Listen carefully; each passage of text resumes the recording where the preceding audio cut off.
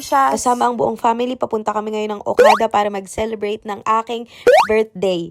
Yes, with the family. So ito na nga yung tinatawag natin na pre-birthday celebration kasi sa mismong birthday ko wala kami sa Pilipinas ni Ali. Kaya inuna ko na ang celebration kasama ang family ko kasi syempre hindi naman pwede na hindi natin i-celebrate ang everything with our family, diba?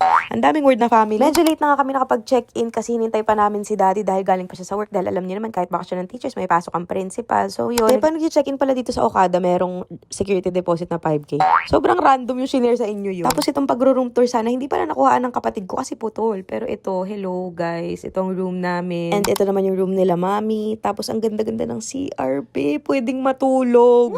Pero alam nyo ba, hindi namin masusulit to kasi pagkatapos namin kumain, tutulog lang kami saglit. Sa alis din kami mamayang madaling araw. Kasi mayroong event si daddy bukas. Bubukas din yung bowl. Tama.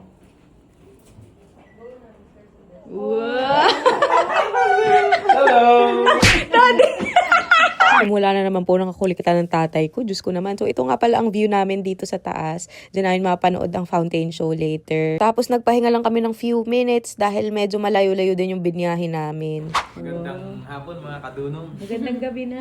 Magandang gabi na mga kadunong. Naalala niyo yung Helen of Troy? Hindi talaga tumitigil magsalita yung tatay ko. Marami siyang trivia dyan. Kaya i-follow nyo na siya itong account ng tatay ko, please. Paki-follow na, awa na lang, please. And yun na nga, pumunta na kami sa baba para mag-uli at tingnan kung ano ba ang meron dito sa Okada. Kasi silang lahat, guys, ay first time. Kami ni Ali hindi kasi nakapunta na kami dito isang beses para mag-dinner. Mag-record ng Leonor tayo. Bakit? Dito. Nakita ko yun, the promenade. Hindi ko talaga maintindihan kung saan nanggagaling ang energy ng tatay ko. Grabe na yan. Yun nga, kasi gusto ko lang talaga silang dalhin dito sa Medley Buffet. Kasi dito kami nagkain ni Ali. Kumain ni Ali dati, long time ago. Nilibre kami ng aming gifter. At hindi na yun naulit at nasundan kasi be sobrang mahal. Magkano dito per head be? Nasa almost 4,000 per head. Pero ngayong gabi, treat ko pa din yan, pati yung hotel. Kaya lang, yun nga, ipinangutang ko to be. At meron na naman yung pabulaklak ang RC Silvestre nyo. Parang nakakalata na ako. Napakadaming gift. Parang may kasalanan. Charot! Happy birthday! Happy birthday! Ito nga pala ang may birthday, sorry.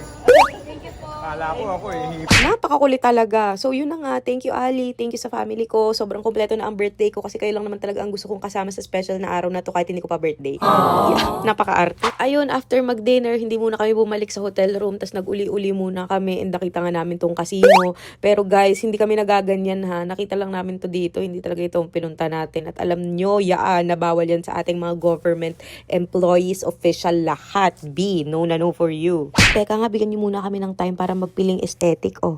I put you out in the rain. You said no one's to blame. Try to wipe all the droplets away. Yun, wala pang 5 hours na pahinga at tulog sa Okada pero umuwi na rin kami kasi kailangan na namin umuwi. So that's my pre-birthday celebration with my family.